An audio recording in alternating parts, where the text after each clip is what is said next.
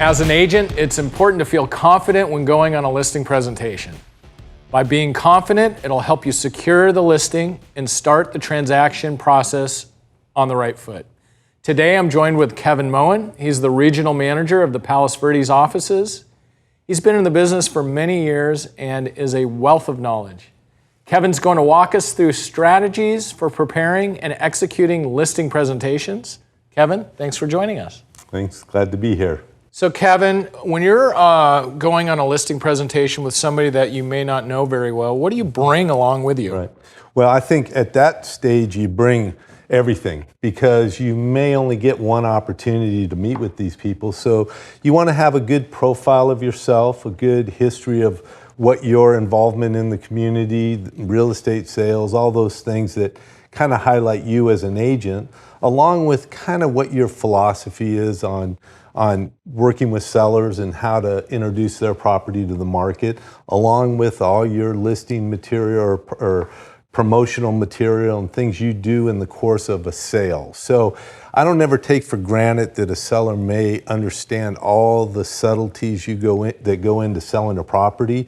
So I have it all kind of printed out and detailed so that they know it's not just putting a sign in the front yard, but it's a whole preparation process. It's a whole development of marketing materials, and then a whole process as we get into the actual marketing and selling of the property and negotiating the deal. So when you're originally on that first phone call and you're talking to them, do you have a list of questions you ask that to prepare? Well, you know, I tend to have a dialogue. I don't have a set of questions. A lot of that is generic because my goal in a phone conversation is to set an appointment because I think the critical element is some face time with the seller. Absolutely.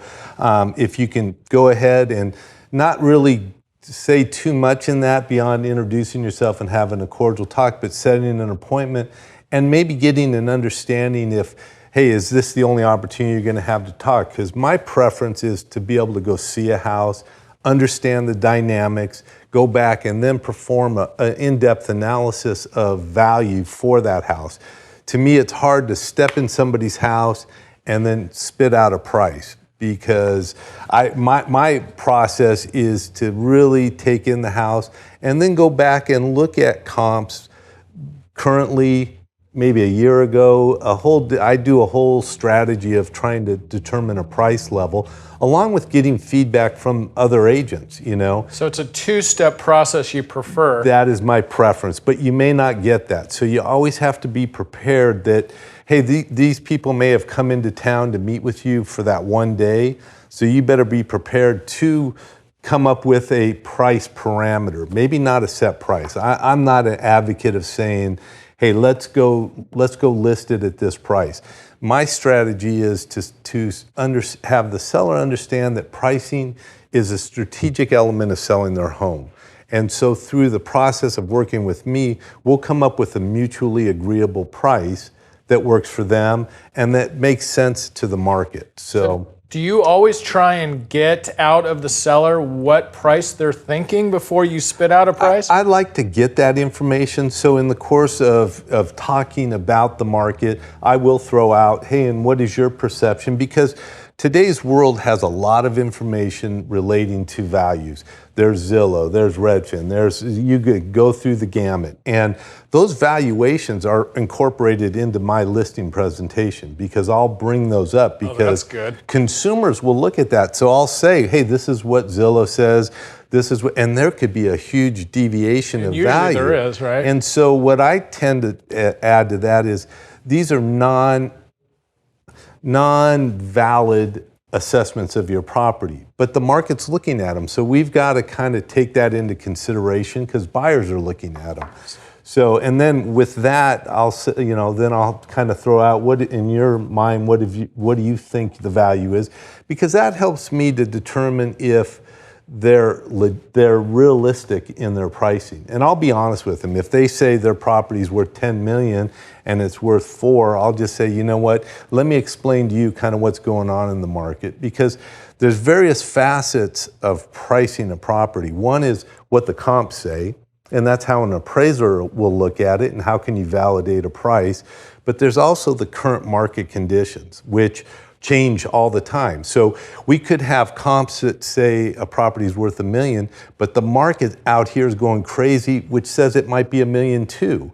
So do we want to price it to the comps or do we want to price it to the market? Contrary to that, the comps may say it's $1 million, but the market is non-existent, so we may need to be at $950. So there's two facets to it. Yeah, I mean, there's a lot of variations, which as you build a relationship with a seller, hopefully you can have this honest, free-flowing dialogue so you're not kind of just setting false expectations. So let's talk about closing techniques. Okay. Do you always ask for the close? I think some people feel like they don't want to be too pushy, but you need to ask for the close. Well, yeah, and a lot of people have kind of a hardline salesman script to that. You know, hey, by the way, here's the set. We'd like to get this done, and that personally isn't my approach. I take more of I'm a consultant to you, and hopefully the relationship between us works where you'll want to do this. But I'm always prepared to say, hey, and if you're ready to go, I can get the paperwork to you here if you're at that point yet. So you're a soft close. I'm a soft closer. That's just the nature of my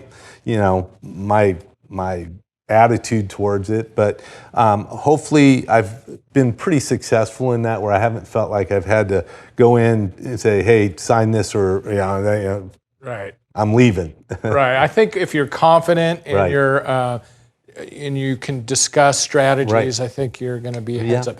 Talk about off-market deals and the power of having a good network of agents to talk to. Right.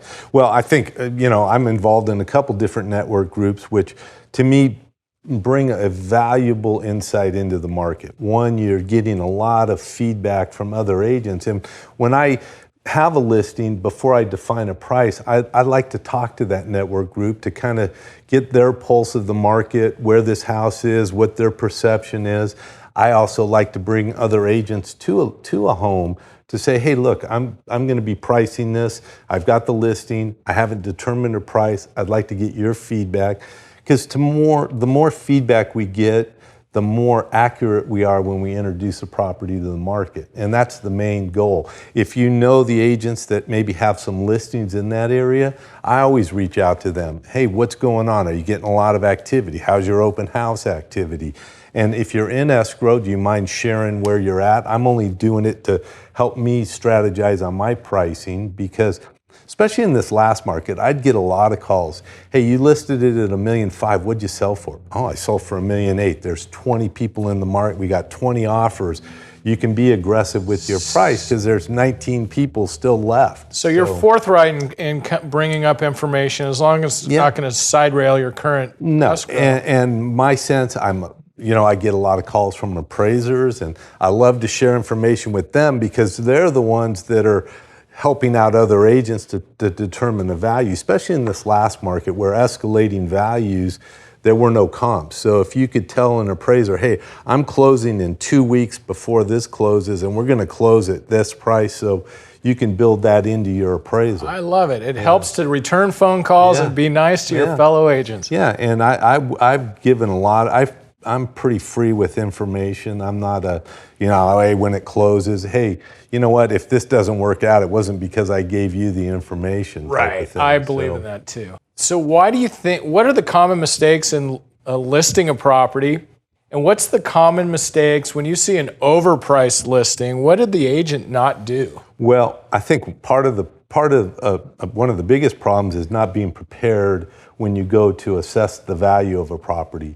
You may be influenced by that seller being overzealous. Oh, but Kevin, my home's worth $500,000 more than my neighbor's that just sold. Yeah, and so you need to make a determination on and this is your confidence to be able to articulate what the market's doing, what reaction, and why would you want to price it here, and then chase the market, because there's a lot of examples of that happening right now.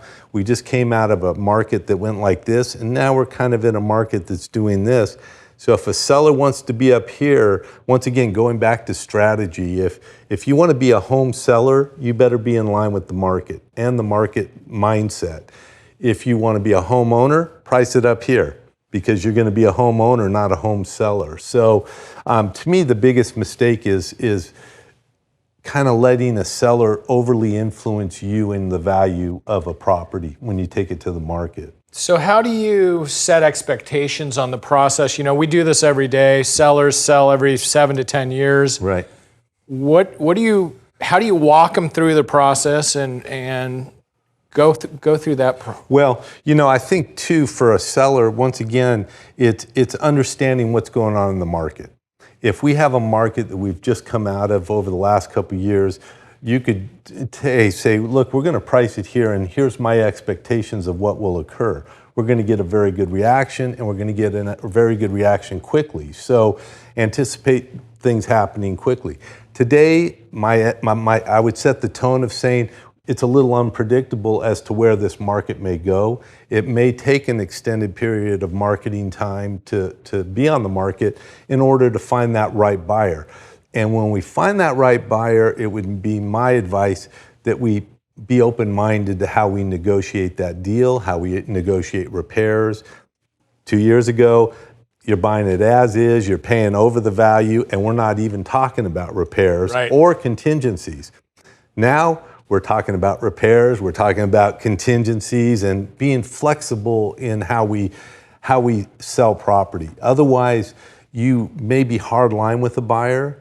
That guy goes away. There's no predictability of that next guy stepping in. So you have to be a little more subtle in how you deal with the market, and you need to convey that to a seller, that it's in your best interest, if you really want to sell, that we do these certain things. So along that line of setting expectations, do you bring a net sheet with you on your listing presentation? I do, and I generalize it because, once again, we may not have established a price. And so I'll say, here are your general cost estimates going into a transaction, of which once we've determined an actual price, I'll give you a more accurate, escrow breakdown of what your expenses are, what your costs are. And you talk about the cost of repairs or maybe a credit? Yeah, and I always try to establish that up front. One, I'm a huge advocate of never doing repairs in the course of escrow. That creates a whole nother layer of minutia that you got to go through during the course of a transaction, where if the buyer is legitimate and reasonable in their expectations of a credit or repairs, then I'm going to try to convey that to my seller that we should be reasonable. Absolutely. And handle it in a course of a credit, not repairs. Agreed, 100%. Yeah. So, I've seen too many things backfire. It's hard to get guys. You may only have 2 or 3 weeks left in a transaction, and people give you a wish list of, you need 5 different contractors to do all these. Well, it's very unpredictable that you can line these people up, do the appropriate repairs, get everything done to the expectation of a buyer. So I'd rather just say, here's the money. When we close, you do whatever you want. How do you, we haven't, let me rephrase that. We haven't seen a lot of appraisal issues recently, but have you had, how do you handle the appraisal? Well, I think the appraisal is a key element of your transaction, especially now that we're back to probably having loan contingencies and appraisal contingencies. So I always do a pretty in-depth analysis for the appraiser that I meet. So you meet them in person? Oh, absolutely. I would never take that step for granted. One, I prepare comps that I want to align with the value that we're selling for, along with kind of a cheat sheet of improvements that I kind of term as improvements above comparables, meaning, hey, this had a updated kitchen, this had, super special lighting or whatever that perhaps that same value home didn't have. So I kind of try to give ammunition to an appraiser that if they're having a trouble assessing it, they can go, oh yeah, there was some added value and this and that. And so I had pretty good luck throughout the last couple of years with appraisers. I had a couple that we ran into some hurdles with, and that was out of area appraisers at a high-end value that had absolutely no clue what the market was, what the area stuff. I mean, it set my expectations to qualify appraisers once I got a phone call from them, like, hey, where are you coming from and how familiar are you in this area? That's smart. Because it's a unique property, and I'd give them a little pep talk that, hey, I will be supplying with you with comps. Some would say, hey, send them over now so I can take a look at them. Right. And to me, the key to a good appraiser is being open-minded to listening to the agent that sold it, what took place, what's unique about the property, what's unique about the area. And so be engaged in the appraisal process. And don't ever take it for granted that an appraiser is going to show up and you just open the door and stand there, or let them go themselves. Right. So, that's good advice. Yeah. Absolutely. Yeah. So Kevin, you know the market better than anybody. And you're out there looking at everything that comes on the market. Well, that's key to our industry. You know, we are a knowledge base for buyers and sellers. And if you don't really know what's out there and why things are selling at this price, you're ill-informed as to what you can convey to your clients. Smart. So, and what's important now too, what I'm seeing is more and more end of transaction requests are coming in to remove photos from the MLS, right, and social media. Yes, so we do get those if requests. if you're relying on going to the MLS to look at all the photos of a house, you may find there's only one photo, you know, my front picture, so you don't really know what that property's like. So smart. I think it makes it more imperative that you go out on broker open houses, you just kind of absorb what's out in the market. Before, we could look at videos and everything else and try to make an assessment of, all right, this house doesn't align with mine, or mine's better than this. But now you're going to see less and less photos on the MLS that allow you to look for that kind of information. That's a good thought, absolutely. So be prepared. Kevin, I know you're really busy. Thanks for stopping by. Very insightful stuff you shared with us today. Good. Hopefully it's beneficial to everybody. Thanks, Kevin. You're welcome.